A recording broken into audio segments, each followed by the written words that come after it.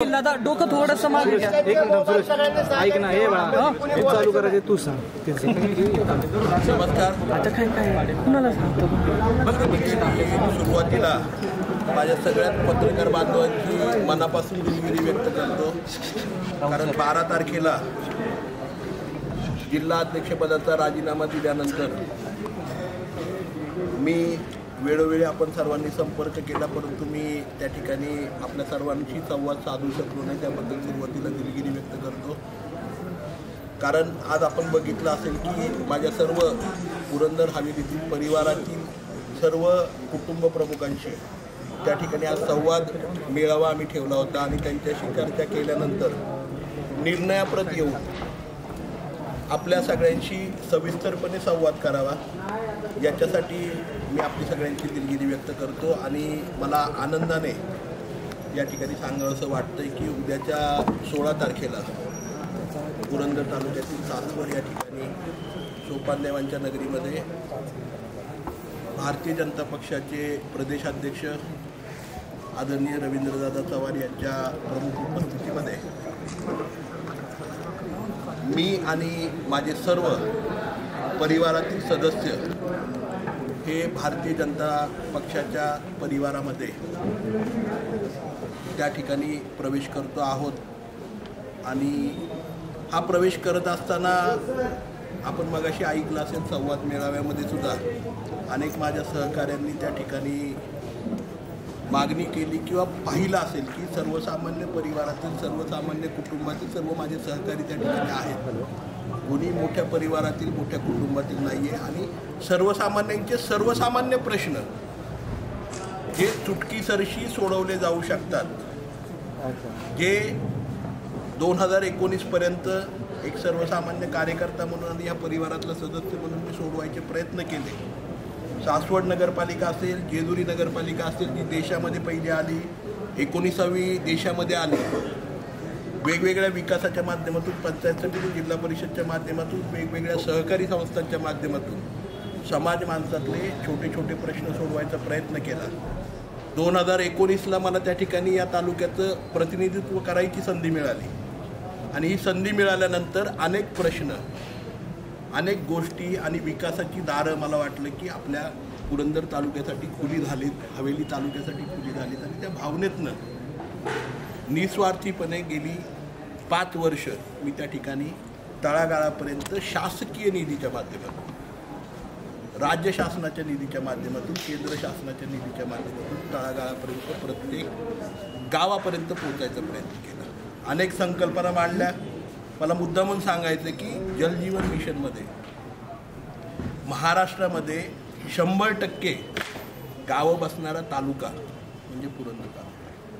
कोविडच्या काळामध्ये आम्ही काय काम केलं याच्यापेक्षा जास्त देशामध्ये दुसऱ्या नंबरला सगळ्यात अगोदर बहिरवाडीसारखं आदिवासी गाव हे 100% ग्रामीण संस्थेच्या माध्यमातून लसीकरण करायचा पुढाकार आम्ही त्या ठिकाणी घेतला. सर्वसामान्य शेतकऱ्यांच्यासाठी त्या ठिकाणी कृषी भवन हे प्रत्येक गावापर्यंत नेऊन त्या ठिकाणी प्रत्येक गावामध्ये पूर्वीप्रमाणे चावडीप्रमाणे त्या ठिकाणी कृषी भवनमध्ये चर्चा घडाव्यात शेतकऱ्यांच्या, याच्यासाठी प्रयत्न केला. असे कितीतरी संकल्प, पानंद रस्ते, भोसलेवाडी असेल, भापकर मळा असेल दिव्याचा, किंवा अनेक ठिकाणी पानंद रस्ते त्या ठिकाणी सुरू करण्याची संकल्पना मांडली. त्या काळामध्ये काही पानंद रस्ते आम्ही आमदार निधीच्या माध्यमातून, इतर निधीच्या माध्यमातून केले. परंतु हे पानंद रस्ते आणि ह्या सगळ्या सर्वसामान्य माणसांच्या सर्वसामान्य समस्या, पिण्याच्या पाण्याची समस्या, शेतीच्या समस्या, ह्या सगळ्या घेऊन सातत्याने गेलो. परंतु काही ठिकाणी काही समस्या सोडवल्या गेल्या लोकप्रतिनिधी म्हणून, काही समस्या रखडल्या गेल्या, काही समस्या होऊ शकल्या नाही. आज पुरंदर तालुका खऱ्या अर्थाने विकासाच्या दाराकडे उघडला गेला. विमानतळासारखा अतिशय विकसित असा प्रकारचा प्रोजेक्ट त्या ठिकाणी येतोय, परंतु तो थबकतोय, वेगळी दिशा त्याला दिली जाते. ह्या सगळ्या गोष्टी बदलण्यासाठी गुंजवणीचं जे पाणी आहे आणि गुंजवणीच्या पाण्याबरोबरच मगाशी मी माझ्या लोकांना संबोधित करताना सांगितलं त्याप्रमाणे नीरा आणि गुंजवणीचं एकत्रित पानं कऱ्हेच्या पात्रामध्ये त्या ठिकाणी आणण्यासाठी जो राष्ट्रीय पातळीवरती देशाचे पंतप्रधान आदरणीय देवेंद्रजी फडणवीस साहेबांचा, आदरणीय मोदी साहेबांचा जो संकल्प आहे नदीजोड प्रकल्प, त्याच्या माध्यमातून ह्या 2 नद्यांचं मनोमिलन त्या ठिकाणी व्हावं, याच्यासाठी हा नदीजोड प्रकल्पातून तऱ्हेचं संपूर्ण खोरं आज जसं 100% या जुलैच्या पहिल्या आठवड्यात भरलं आहे, अशा प्रकारे सातत्याने दुथडीवरून करा नदी व्हावी ही संकल्पना त्या ठिकाणी आहे. पुरंदरचं विमानतळ आहे, पुरंदरच्या RTOचं जे ठिकाण आहे त्या ठिकाणी ते महाराष्ट्राच्या पातळीवरती त्या ठिकाणी मोठ्या प्रकारचं RTOचं एक चांगलं ट्रेनिंग सेंटर व्हावं, जेणेकरून रोजगार माझ्या भागामध्ये वाढेल. MIDCची वेगवेगळे क्लस्टर्स ज्याची रचना मागच्या काळामध्ये मागच्या सरकारकडे दिली होती, ती रचना परिपूर्ण व्हावी अशी विकासाची विविध कामं, त्याचबरोबर सासवड आणि जेजुरीमध्ये एक वेगळी विकासाची गती आम्ही घेतली होती. परंतु अचानकपणे त्या सगळ्या गोष्टींना एक फुलस्टॉप किंवा ब्रेक त्या ठिकाणी लागला आहे किंवा त्याची दिशा बदलण्याचा प्रयत्न होतोय. त्याचबरोबर मोठ्या प्रमाणावरती विकासाला खीळ बसल्यासारखी कुठेतरी वाटते आणि मला वाटतं की जे माझे सर्वसामान्य परिवारातील सदस्य त्यांच्या सर्वसामान्य समस्या आणि मोठ्या प्रमाणावरती स्वतःला सक्षमपणे उभं करण्याचं काम जर कोण करू शकत असेल तर तो भारतीय जनता पक्ष त्या ठिकाणी करू शकतो. आणि म्हणूनच त्या ठिकाणी आम्ही सर्वांनी एकत्रितपणे मोठ्या मंथनातनं त्या ठिकाणी भारतीय जनता पक्षाच्या परिवारामध्ये जाण्याचा त्या ठिकाणी निर्णय घेतला आहे उद्याच्या 16 तारखेला. अधिक बोलण्यापेक्षा मला वाटतं खूप वेळ झाला, आपण थांबलेला सगळे मंडळी, त्यामुळे आपण जे काही प्रश्न विचाराल त्याला उत्तर द्यायचं काम मी त्या ठिकाणी करेन. आपल्याला विनंती आहे जर आपल्या मनात काही प्रश्न असतील तर ते विचारावेत. भाजपमध्ये जाण्यापूर्वी आपली काय चर्चा झाली का पदासंदर्भात? भारतीय जनता पक्षाच्या परिवारामध्ये जात असताना कुठल्याही पदाच्या संदर्भात त्या ठिकाणी चर्चा झालेली नाही आहे. तर विकास कामांच्या संदर्भात माझा पुरंदर तालुका आणि हवेली तालुक्याचा दक्षिण भाग आणि फुरसुंगी आणि उरळी या नगरपालिका, सासवड जेजुरी नगरपालिका यांचा विकास, यांच्याबाबतचा निधी, यांच्याबाबतच्या नवीन योजना, ह्या सगळ्यांच्या बाबतीत त्या ठिकाणी चर्चा झाली आहे. आणि मला त्या ठिकाणी निश्चितपणे खात्री आपल्या राज्याचे मुख्यमंत्री आदरणीय देवेंद्रजी साहेबांनी आणि त्याचबरोबर प्रदेशाध्यक्ष रवींद्रजी चव्हाण साहेबांनी त्या ठिकाणी दिली की ह्या विकासाच्या बाबतीमध्ये आमच्या परिवाराचं म्हणजे भारतीय जनता पक्ष परिवाराचं ध्येय धोरण आणि तुमचे विचार हे एकच आहेत आणि निश्चितपणे याच्यामध्ये वेगळं काही मंजुरी देण्यासारखं नाही आहे. आपण ते एक्झिक्यूट करा आणि चांगल्या प्रकारचं तळागाळापर्यंत एक वेगळं मॉडेल पुरंदर हवेलीचं आपल्या महाराष्ट्रासाठी त्या ठिकाणी द्या. जो भाजपमध्ये प्रवेश महाविकास आघाडी किंवा काँग्रेसमध्ये तुम्ही नाराज होता, याची प्रमुख कारण काय? मी 1976चा जन्म आहे आणि माझे वडील 1980 पासून काँग्रेस पक्षामध्ये त्या ठिकाणी आहेत. मला वाटतंय 2006-07 नंतर पक्षाच्या कामकाजामध्ये की पक्षाच्या म्हणण्यापेक्षा सासवड नगरपालिका पंचायत समिती याच्या निवडणुकांपुरता मी मर्यादित होतो. 2009ला पहिल्यांदा मी त्या ठिकाणी अपक्ष म्हणून निवडणूक लढवली. आपल्या सगळ्यांना कल्पना असेल त्या काळामध्ये सुद्धा पहिल्यांदा मी त्या ठिकाणी पक्षाच्याशी संबंधित मी 2009ला झालो. अपक्ष म्हणून निवडणूक लढवल्यानंतर एक काही प्रकार झाले होते ज्याच्याबद्दल मला, माझ्या वडिलांना आणि माझ्या परिवाराला सातत्याने बदनाम केलं गेलं काँग्रेस भवनमध्ये. तो एक राजकारणाचा भाग होता असो, परंतु ह्या सगळ्या गोष्टींमधनं सुद्धा 2014ला सुद्धा आपल्या सगळ्यांना कल्पना असेल 2014ला सुद्धा काँग्रेस पक्षाच्या फॉर्म भरायच्या अगोदर 2014ला मी अपक्ष निवडणूक त्या ठिकाणी लढवलेली होती. 2014ला आघाडीमध्ये त्या ठिकाणी बिघाडी झाली आणि काँग्रेस पक्ष वेगळा लढला आणि सगळे पक्ष वेगवेगळे लढले आणि 2014ला त्यावेळेस मला तिकीट मिळालं आणि फॉर्म भरल्यानंतर दुसऱ्या दिवशी आम्ही पुन्हा एकदा काँग्रेस पक्षाचा फॉर्म भरला. कारण आम्ही काँग्रेसच्या विचारांच्या बरोबर पूर्वीपासून माझे वडील असतील, आमच्या परिवारातील सगळे सदस्य त्या ठिकाणी होते. कारण काँग्रेसची संघटना, काँग्रेसचा परिवार हा संघटनात्मक त्या काळामध्ये होता आणि म्हणून आम्ही त्या सगळ्या विचारांच्या बरोबर होतो. आज कुठेतरी वाटायला लागलं आणि ज्या परिवारामध्ये मी आज जातोय त्या परिवारामध्ये सुद्धा आज संस्थात्मक आणि इन्स्टिट्यूशनल काम आहे, संघटनात्मक काम आहे. म्हणून केवळ मी त्या ठिकाणी भारतीय जनता पक्षामध्ये जाण्याचा विचार त्या ठिकाणी केला. भाजपमध्ये जाताना जरी सार्वजनिक काम सांगितलं जातं मात्र वैयक्तिक अडचण होती असं अनेक वेळा तुमचे जे आधी पक्षामध्ये होतं अशी सांगायची, नेमकी संजय जगतापांची अडचण काय? आता मला त्या सर्वांना त्या ठिकाणी सांगायचंय, माझं कार्य, चरित्र माझा व्यवसाय, माझी संस्था, माझ्या सगळ्या गोष्टी ह्या आपल्या सगळ्यांच्या समोर आहेत. कुठल्याही गोष्टी आणि कुठलाही शब्द राजकारणामध्ये जरी असलो तरी राजकारण मी कधी केलं नाही. मी प्रत्येक गोष्टीचं भान ठेवून जो विषय मांडला, लोकांच्या समोर जर एखादा विषय घेऊन गेलो तर त्या विषयाला तडीला न्यायचं काम मी त्या ठिकाणी केलं आहे. आणि आजही मी कुठलाही विषय वैयक्तिक, कुठलाही पर्सनल, परिवाराचा, माझा वैयक्तिक एकही प्रश्न, एकही कंडिशन न सांगता हे जे लग्न, ही जी सोयरीक ठरली आहे ना आमची, म्हणजे आमच्या परिवाराची आणि भारतीय जनता पक्षाच्या परिवाराची ही सोयरीक, ही बिगर हुंड्याचीच सोयरीक ठरली. याच्यामध्ये कुठल्याही प्रकारचा कोणीही बोट मला वाटतं दाखवू शकणार नाही, कारण याच्यामध्ये कुठली मागणी आम्ही त्या ठिकाणी केली नाही आहे. आम्हाला स्थानिक स्वराज्य संस्था, सासवड असेल, जेजुरी असेल, फुरसुंगी, उरळी असेल त्या ठिकाणी, त्याचबरोबर जो पुणा कॉर्पोरेशनचा भाग आहे, पंचायत समिती आणि जिल्हा परिषद आहेत, ह्या सक्षमपणे त्या ठिकाणी उभ्या करायच्यात. आणि आज जर मी तालुक्याचा लोकप्रतिनिधी नाही होऊ शकलो तरीसुद्धा आज मी या संस्थांच्या माध्यमातून माझ्या सर्व सहकाऱ्यांना घेऊन जी विकासाची कामं थांबली आहेत, जी विकासाची गंगा आमच्या भागामध्ये यायची थांबली आहे, ती परिपूर्ण करायचा प्रयत्न त्या ठिकाणी करणार आहोत. आणि मी जाहीरपणे या ठिकाणी सांगतो, संजय जगताप 2029 पर्यंत पुन्हा विधानसभेची निवडणूकच लढणार आहे. त्याच्या अगोदर कुठलंही पद मी स्वीकारणार नाही. तुम्हाला 2019ला उमेदवारी मिळेल याची खात्री आहे काय? 2019ला तुम्हाला उमेदवारी मिळेल, तर 29ला तुम्हाला खात्री, 2029ला तुम्हाला उमेदवारी मिळेल याची तुम्हाला आश्वासन दिलंय का, खात्री आहे का? 2019ला आणि 2024ला तरी तुम्हाला पत्रकार बांधवांना खात्री होती का की मला उमेदवारी मिळेल म्हणून? 2024लाही मी पक्षाचा जिल्हा अध्यक्ष असताना माझ्या उमेदवारीवरती बोटं दाखवली गेली होती. ते कोणाच्या माध्यमातून केलं गेलं आणि नाही, कोणाच्या माध्यमातून कोणाला देणार तुम्ही? मी दोष कोणालाही आज देणार नाही. मी एक सांगतो, मी पारदर्शक आहे, स्वच्छ चारित्र्याचा आहे, मी समोरासमोर राजकारण करतो, मी लोकांना जे सांगतो मी खोटं बोलत नाही. त्यामुळे मला संध्याकाळी मस्तपैकी झोप लागते, मला कुणालाही विचारायला जायला लागत नाही. मी कधी कुठला प्रोटोकॉल त्याच्या बाबतीमध्ये, म्हणजे खोटं बोलणाऱ्यांना मला कधी पाळायला लागला नाही. या तालुक्यामध्ये कधी मला कुठल्या पोलीस स्टेशनला फोन करायला लागला नाही, कारण पारदर्शकता हेच माझं खरं भांडवल आहे. मी कधी आहे ना बाहेर एक आणि आत एक बोललो नाही.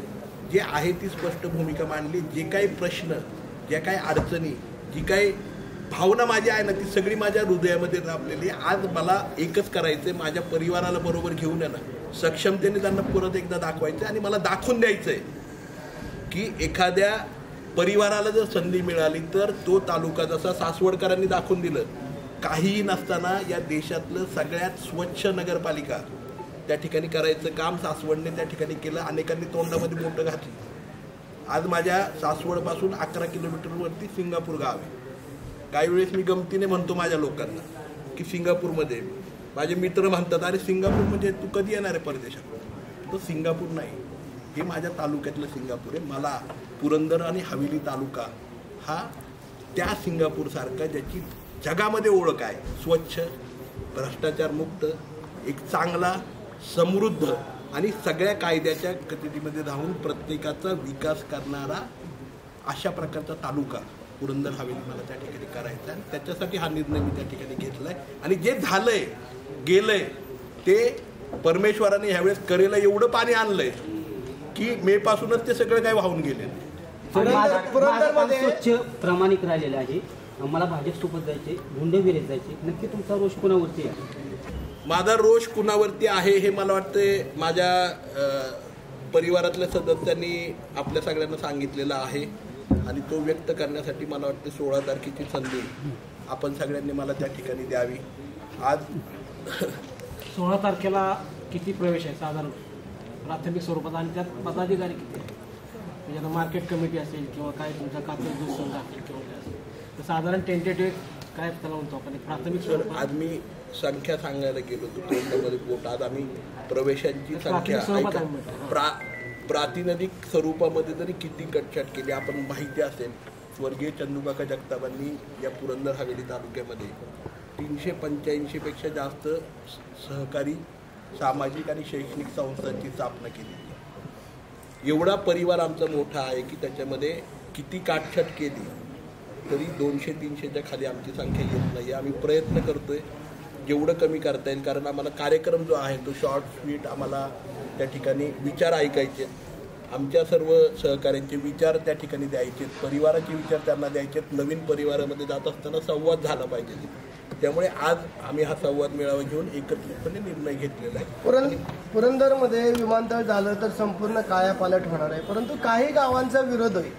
या गावांच्या नागरिकांच्या किंवा ग्रामस्थांच्या जी काय समस्या आहे ती आपण कशा दूर करणार? ती दूर करण्यासाठीच तुमच्या लक्षात आलं का माझ्याकडे सोल्युशन होतं, ते इम्प्लिमेंट 19-20 साली केलं पण होतं. आलं का लक्षात? पुन्हा एकदा काही सत्ता बदल झाल्यानंतर ते परत एकदा त्याच्यामध्ये राजकारण झालं, परंतु ते दूर करणार विमानतळ पुरंदर तालुक्यामध्येच होणार.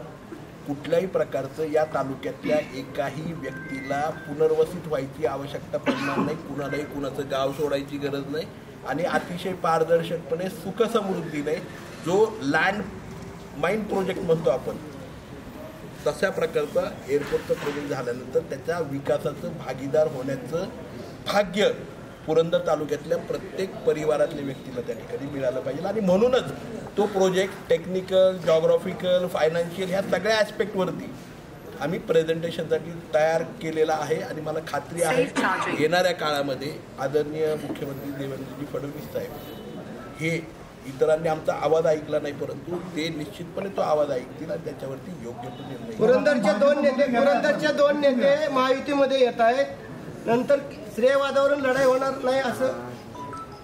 हे बघा, माझ्या तालुक्यामध्ये लोकप्रतिनिधी म्हणून काम करत असताना किंवा आपल्याला उत्सव आठवतो की नाही मला माहीत नाही, परंतु ज्यावेळेस 2022-23ला या देशामध्ये स्वच्छ नगरपालिका म्हणून ज्यावेळेस त्या ठिकाणी गावाचा बहुमान झाला त्यावेळेस सासवडमधल्या 1 लाख लोकांनी त्या ठिकाणी जल्लोष केला आणि त्या प्रत्येकाचं क्रेडिट होतं. त्यामुळे संजय जगताप आणि त्यांचा परिवार आहे ना हा कधी श्रेयवादाच्या लढाईत न पडणारा आहे. त्यामुळे मला वाटतंय त्याच्यामुळे आपण भाजपात चाललाय, भाजप ही माहिती आणि घटक पक्ष त्याच्यामध्ये त्यांचं तुमचं शक्य जुळणार घ्यायच्या पुढच्या काळात भांडायला लागणार का?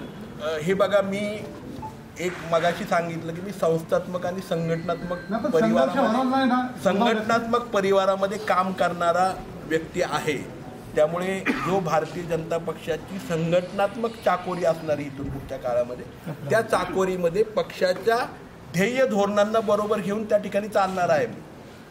त्यामुळे मला निश्चितपणे खात्री आहे तिथे माझ्या कामाला, माझ्या विचारांना त्या ठिकाणी खूप मोठ्या प्रमाणावरती चालना मिळणार.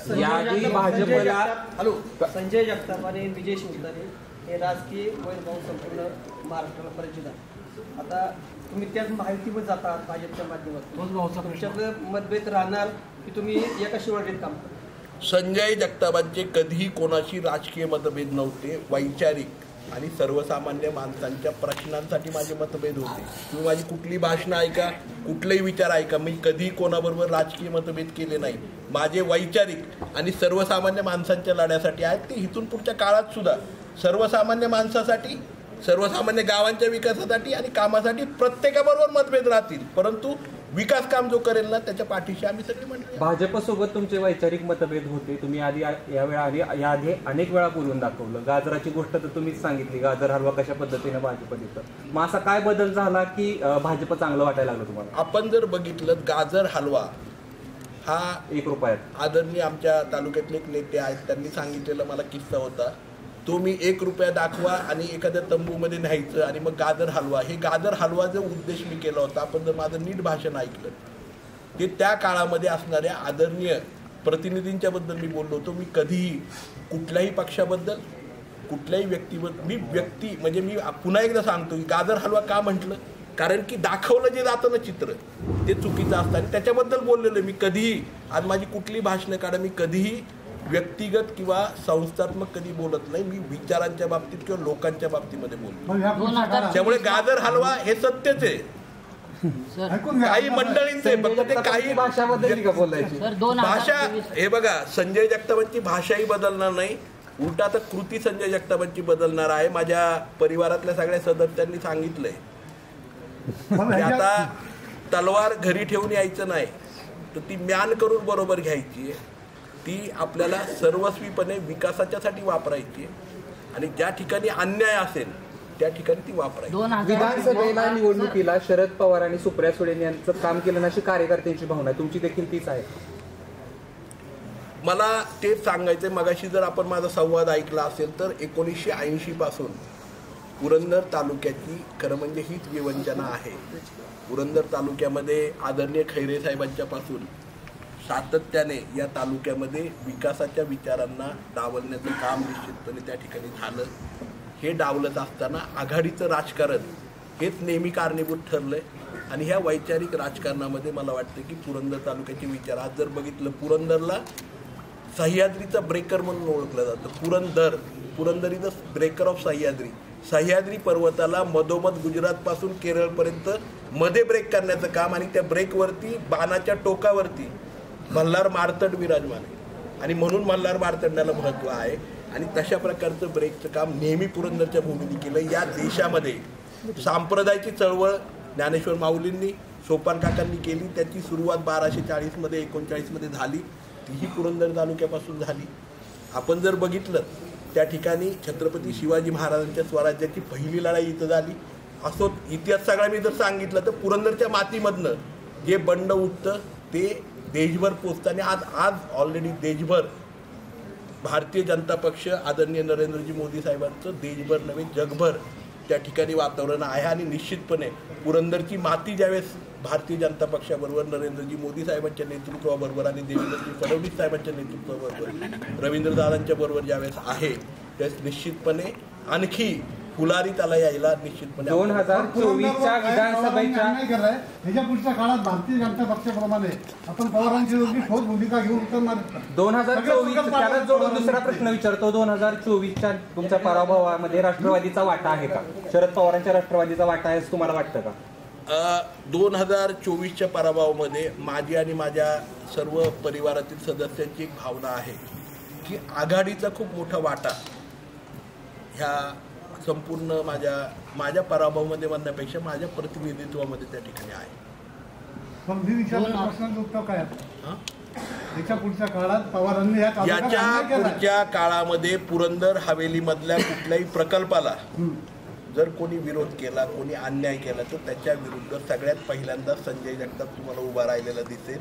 तिथे कोणाचीही हायगय त्या ठिकाणी केली जाणार नाही. 2024ला तुम्ही लोकसभेला प्रामाणिक काम केलं, मात्र विधानसभेला तुमचं प्रामाणिक काम झालं नाही, त्यामुळे तुम्हाला पराभवाला सामोरं जावं लागलं. 2029ला तुम्ही याचा वचपा काढणार. हे बघा, मी आपल्याला सांगितलं की मी एका कुटुंबामध्ये, भारतीय जनता पक्षाच्या कुटुंबामध्ये चाललेलो आहे. तिथे त्या परिवाराच्या सर्व विचारधारांची मी त्या ठिकाणी एकत्रित होत आहे. ती विचारधारा घेत असताना आपण जर ऐकलं, आदरणीय परवाच्या दिवशी खूप छान आणि सुंदर अशा प्रकारची मांडणी आदरणीय मुख्यमंत्री देवेंद्रजी फडणवीस साहेबांनी केली की समाजात सामाजिक समरसता हे ध्येय भारतीय जनता पक्षाचं त्या ठिकाणी आहे. आणि समरसता म्हणजे काय तर H2O म्हणजे काय तर पाणी. आज पुरंदरकरांना किंवा आम्हाला प्रत्येकाला विकासासाठी जे लागते ते पाणी आहे. आणि समरसता आणि समतेमध्ये जो फरक आहे, H2 म्हणजे हायड्रोजन हा ज्वलंत आहे आणि O म्हणजे ऑक्सिजन हा त्या ज्वाळेला अजून भडकवणार आहे. परंतु ज्यावेळेस H2O येतो त्यावेळेस तिथे आगच लागत नाही आणि तिथे फक्त विकासाची दिशा त्या ठिकाणी जोडली जाते. आणि म्हणून समरसता असणाऱ्या विचारधारेमध्ये की जिथे सर्व परिवारांना, सर्व जाती धर्माला, जे जाती धर्म त्यांची उपासना पद्धती वेगळी असेल, मुस्लिम धर्म असेल, ख्रिश्चन धर्म असेल, इतर धर्म असेल, त्या सगळ्यांची जरी उपासनेची पद्धत वेगळी असली तरी ह्या सर्वांना समरसतेने एका परिवारामध्ये, एका साखळीमध्ये जोडण्याचं काम जर आज कोण करत असेल तर ते मला वाटतंय की भारतीय जनता पक्ष आणि त्याची विचारधारा आदरणीय नरेंद्रजी मोदी साहेब, आदरणीय देवेंद्रजी फडणवीस साहेब यांची विचारधारा त्या ठिकाणी मांडते. आणि म्हणून मी त्या ठिकाणी भारतीय जनता पक्षामध्ये जायचा विचार त्या ठिकाणी निर्णय घेतला आणि आज त्याच ध्येय धोरणातून मी तिकडे चाललो. सर, गुंजवणी प्रकल्प आता परंतु काही दिवसांपूर्वी संग्राम थोपटे जे की काँग्रेसमध्ये होते त्यांचा देखील विरोध होता. आज ते भाजपवाशी झालेले. तुम्ही आता हा प्रकल्प मार्गी लागण्यासाठी कित्येक काळ जाईल असं मला वाटतंय की येणाऱ्या लवकरच काळामध्ये गुंजवणीच्या प्रकल्पाची काही कामं सुरू झाली आहेत. त्याच्यामध्ये काही दुरुस्त्या आम्ही सुचवल्या होत्या मागच्या काळामध्ये. त्या दुरुस्त्या त्या ठिकाणी होतील. परिंच्यापासून वाल्हे खोऱ्यामध्ये जी अडचण होती तीही अडचण आता गुंजवणीच्या बाबतीमध्ये नव्याने नीरा गुंजवणीचं जे ओव्हरफ्लो होणारं 15 TMC पाणी वीर धरणातून पडतं आहे, त्याऐवजी त्या उगमाच्या पासून पुढे त्या ठिकाणी जे पाणी उचलून सोमर्डीचा जो आम्ही सातत्याने पोटपुरावा करतो त्याच्यामध्ये टाकून मला वाटतं ते कऱ्हेचं खोरं हे परिपूर्णपणे समृद्ध झालेलं आपल्याला दिसणार आहे. आणि त्यामुळे मला खात्री आहे ज्या गुंजवणीचं राजकारण गेली 20 वर्ष होतं आहे ते सातत्याने त्या राजकारणाला पूर्ण विराम देऊन विकासाचं राजकारण होणार आहे. दुसरी एक आनंदाची गोष्ट मला सांगायची आहे, उद्याच्या 6 महिन्यामध्ये स्किल डेव्हलपमेंटची पुरंदरकरांची अनेक वर्षाची इच्छा असणारं हायर एज्युकेशन ज्याच्यामध्ये इंजिनिअरिंग असेल, मेडिकल असेल, इतर सगळ्या फॅकल्टीज असतील, स्किल डेव्हलपमेंट असेल, याची पुरंदर तालुक्याची स्वतःची पुरंदर युनिव्हर्सिटीसुद्धा आपल्याला सगळ्यांना उभी राहिलेली दिसेल. आणि येणाऱ्या 2026मध्ये त्याची सुरुवात झालेली माझ्या सर्व तरुण सहकाऱ्यांना दिसेल. त्यामुळे माझ्या मुलांना हायर एज्युकेशनसाठी इथून पुढच्या काळामध्ये पुरंदरची मुलं माझी ही अनेक वेगवेगळ्या संस्थांमध्ये शिकून जगभर पसरलेली आहेत, परंतु येणाऱ्या काळामध्ये पुरंदरच्या मातीमध्ये ते शिक्षण त्यांना मिळेल. ह्याही गोष्टी त्या ठिकाणी आम्ही अंतर्भूत या माध्यमातून काँग्रेस नेते हे भाजपमध्ये प्रवेश करत आहेत. येणाऱ्या काही दिवसामध्ये महाराष्ट्रातून काँग्रेस नामशेष होईल का, काय वाटतंय तुम्हाला? ज्या पक्षाचं 9 वर्ष मी जिल्ह्याचं अध्यक्षपद भूषवलेलं आहे त्याच्याबद्दल बोलणं मी खरं म्हणजे योग्य नाही आहे, परंतु मी एकच गोष्ट याच्यामध्ये करू शकेल. संघटनात्मक बाबतीमध्ये आणि विकासाची दिशा घेऊन पारदर्शकपणे बैठकींच्या स्वरूपामध्ये संवाद, आज माझ्या कार्यक्रमातून तुम्ही हे बघितलं असेल संवाद, हा संवाद जोपर्यंत परिवारामध्ये असतो ना तोपर्यंत परिवार आणि कुटुंब एकत्र असतं. आणि ज्यावेळेस कुटुंब एकत्र आहे त्यावेळेस त्या कुटुंबाला महत्त्व आहे. परंतु आज जर कुटुंबामध्ये संवादच नसेल तर ते कुटुंब विस्कटलं जातं आणि तशा प्रकारची अवस्था इतर सर्वच पक्षांची झालेली आहे. आणि खऱ्या अर्थाने संस्थात्मक काम की जिथे प्रत्येकाला संधी मिळते, इथे व्यक्ती स्वरूप हा पक्ष नाही आहे, हा संघटनात्मक पक्ष. इथे संजय जगताप गेला म्हणून उद्याच्या 29ला संजय जगतापच आमदार असेल किंवा तिकीट असेल असं नाही. संजय जगताप जर घरी झोपला 4.5 वर्ष तर त्याला तिकीट मिळणार नाही. जो काम करणार आहे, जो समाज माणसामध्ये जाणार आहे, त्या प्रत्येकाला ज्या ठिकाणी संस्थात्मक संधी मिळते अशा परिवाराची निवड मी त्या ठिकाणी केलेली. त्यामुळे इतर परिवारांच्याबद्दल आज मी बोलणं योग्य नाही आहे, परंतु मी निश्चितपणे सांगतो इतर अनेक परिवारांच्यामध्ये संवाद राहिला नाही. म्हणून विसंवादामुळे आज तुम्ही बघितलं असेल की छोटी छोटी कुटुंब व्हायला लागली. आता आत्याची काकाची नाती पण संपायला लागली. केंद्र पातळी का राज्य पातळी? तुम्ही देखील अध्यक्ष होता, जिल्हाध्यक्ष, संवाद साधायचा का प्रयत्न झाला नाही 9 वर्ष? आपण जर निश्चितपणे बघितलं तर जो संवाद साधायचा प्रयत्न केला तो एक वन लाईनमध्ये किंवा एकेरी होत नाही, वन वे संवाद नसतो. संवाद हा दोन्ही बाजूकडून असतो आणि संवाद हा सर्वसामान्य कार्यकर्त्यापासून तालुका पातळीवरती, जिल्हा पातळीवरती, प्रदेश पातळीवरती, राष्ट्रीय पातळीवरती अशा प्रकारे त्याची वाहवा असते. पण एखादा संवाद तालुका पातळीवरून, गाव पातळीवरून, तालुका पातळीवरती आणि जिल्हा पातळीवरती येऊन थपकत असेल, थांबत असेल आणि तो जर पुढे जात नसेल तर किती वेळ तो जिल्हा पातळीवरती थोपवलं जाणार. एखाद्या दिवशी ते धरण फुटतं. तसं अनेक पक्षांमध्ये त्या ठिकाणी ती धरणं फुटायला लागली. हे मला वाटतं की याचं अतिशय चांगलं आणि जिवंत उदाहरणं अनेक आपण मागच्या काळामध्ये बघितली, येणाऱ्या काळामध्ये पण बघणार. 2014-19 पेक्षा काँग्रेसची परिस्थिती 2024ला चांगली होती, म्हणजे 100 खासदार त्यांच्यासाठी. ही परिस्थिती का होती तुम्ही जिल्हाध्यक्ष? याचा अभ्यास खरं म्हणजे सर्वांनीच केला पाहिजे. कारण जिथे सत्तेचं राजकारण होतं आणि सर्वसामान्य माणसाला विसरलं जातं तिथे आपल्याला पराभवाला सामोरं जावं लागतं. आज बघितलं असेल, आम्ही निवडणूक लढवत असताना आम्ही बघितलं की आम्ही लोकसभेच्या निवडणुकीनंतर केवळ सत्तेचं राजकारण करत राहिलो की कोण मंत्री होणार आहे, कोण मुख्यमंत्री होणार आहे, कुणाला सत्ता येणार आहे, कोणाला काय. जर भाऊभाऊ एकमेकांशी बोलले नाही, सोयरीक एकमेकांशी बोलली नाही तर कधीच विसंवाद. आणि तो विसंवाद जो लोकसभेपासून विधानसभेपर्यंत झालं त्याचं मूळचं कारण ते आहे की लोकांना आपण विसरलो, मतदार कोण आहे तेच विसरलो आणि विसंवादामुळे हा जो पराजय झालाय तो विसंवादामुळे झालाय. कारण तिथे पारिवारिक आणि संस्थात्मक रचना राहिली नाही, तिथे वैयक्तिक लाभ आहे ना सुरू झाले ना तिथे विसंवाद झाला आणि पराजयाला सामोरे जावं लागलं. आणि म्हणून ज्या ठिकाणी संवाद आहे, ज्या ठिकाणी परिवार आहे, त्या ठिकाणी मी दायित्व घेत नाही. तुम्ही अनेक वर्ष काँग्रेसमध्ये काम केलं, मात्र आता तुम्ही भाजपसोबत जाताय. असं असताना काँग्रेसच्या कुठल्या पदाधिकाऱ्यांचा किंवा पक्षश्रेष्ठींचा तुमच्याशी संपर्क झाला का, किंवा त्यांनी तुमचं मनधरणी करण्याचा प्रयत्न त्या ठिकाणी केला का? खरं सांगू की खोटं सांगू? तर खरोखर सांगायचं म्हणजे माझा संवाद कोणाशी झाला नाही, संवाद करायचाही प्रयत्न केला नाही. आदरणीय राज्याचे माजी मंत्री विश्वजित कदम साहेबांशी फक्त माझा संवाद झाला होता. आदरणीय अशोकअण्णा मोहोळ साहेब माजी खासदार यांच्याशी माझा संवाद झाला होता. आदरणीय देवीदासजी बनसाळे साहेब यांच्याशी माझा संवाद झाला होता. श्रीरंगजी चव्हाण पाटील साहेब जे प्रदेशचे प्रतिनिधी आहेत पुणे जिल्ह्यातले आणि पुणे जिल्ह्यातले माझे सर्वच सहकारी, या सगळ्यांशी संवाद झाला होता. NSYचे माझे अध्यक्ष होते जे माझ्याबरोबर त्यांचाही संवाद झाला होता. प्रदीपांना कोमल माझे तालुक्याचे अध्यक्ष यांचाही संवाद झाला होता. त्यांची इच्छा होती म्हणून की परिवारामध्ये कुठे फारकत होऊ नये, विचारांमध्ये फारकत होऊ नये. परंतु ज्यावेळेस मी हे परिवाराच्या आणि गोष्टी सांगितल्या त्यावेळेस त्यांनी त्या ठिकाणी निश्चितपणे मला जरी परवानगी दिली नसली तरी माझ्या वस्तुस्थिती, गोष्टी आणि भविष्यातला विकास या गोष्टी ठरवून मी त्यांच्याबरोबर संवाद केला होता. इतर कोणाशी माझं त्या ठिकाणी चर्चा, संवाद किंवा कोणी मला संपर्क करायचाही प्रयत्न केला. गेल्या काही महिन्यांपूर्वीच तुमचे सहकारी संग्रामबाई गेले होते, त्यांनी भाजपचं महत्त्व पटवून दिलं तुम्हाला किंवा आधीच माहिती होतं भाजप चांगला परिवार आहे? लोकप्रतिनिधींनी ऑफ द रेकॉर्ड काय असं सांगितलं होतं? पुणे जिल्हा मध्यवर्ती सहकारी बँकेच्या जी आमची अभ्यास दौरा होता त्यामध्ये माजी आमदार संग्रामदादा थोपटे आणि त्यांच्या परिवाराबरोबर मीही परिवाराबरोबर गेलो होतो आणि त्यावेळेस समरस होण्याचा एकत्रितपणे विचारांची देवाणघेवाणचा आमचं चर्चा झाली, देवाणघेवाण झाली आणि निश्चितपणे आमचं एकमेकांच्याबद्दल असणारा आदर हा कधी कमी होणार नाही.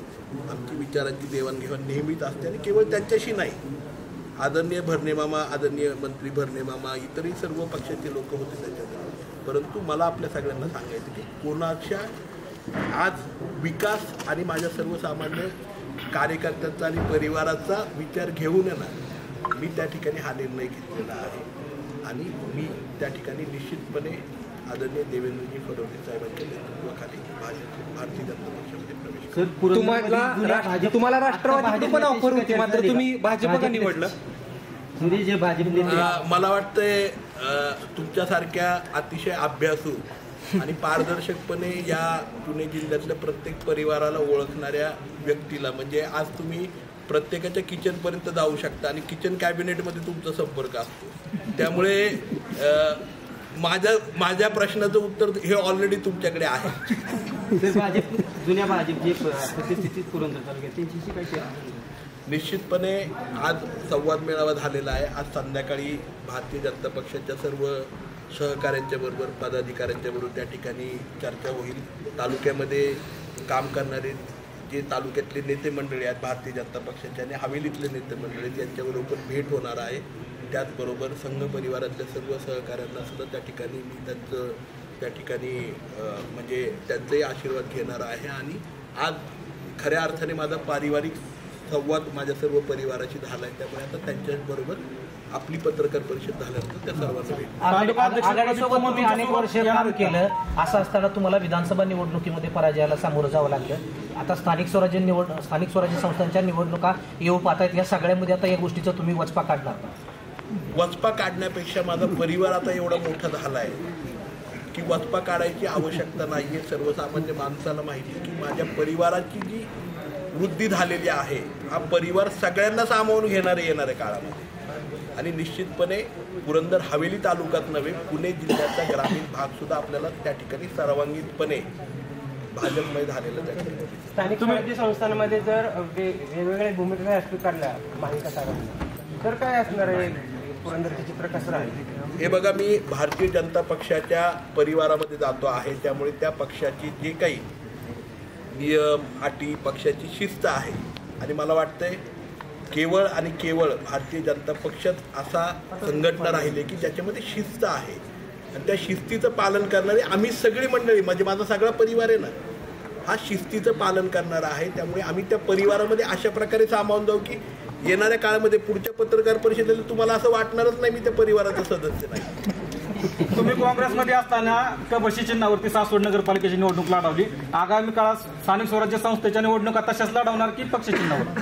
जो येणाऱ्या सगळ्यात ज्या निवडणुका आहेत त्या पक्षाच्या आदेशाप्रमाणे जे काही भारतीय जनता पक्षाची आदेश असेल, प्रदेशाध्यक्ष आदरणीय रवींद्रदादा चव्हाणांचा आदेश असेल, त्याप्रमाणेच लोकांच्या सामोरे जाऊन लोकांच्या मतदानाचा अधिकार त्या ठिकाणी लोकांना हक्काने बजावायला सांगून त्यांना विनंती करून त्या ठिकाणी जो काही पक्ष आदेश आहे, शिस्त आहे, त्याप्रमाणे काम करा. तुमच्यासोबत तालुका अध्यक्ष प्रवेश करणार आहेत का प्रदीपांना पोमन?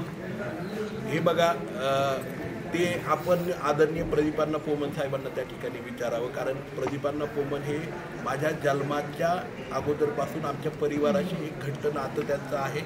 त्यांच्याबद्दल मी पत्रकार परिषदेमध्ये काही बोलणं योग्य नाही आहे. अतिशय तळमळीचं आणि अख्ख्या पुरंदर तालुक्याला माहिती त्यांच्या एवढं चारित्र्य आणि व्यक्तिमत्व आणि राजकारणामधलं स्वच्छ प्रतिमा असणारा मला वाटतं कोणी, म्हणजे मी स्वतःही नाही. धन्यवाद, आभार आपले सगळ्यांचे.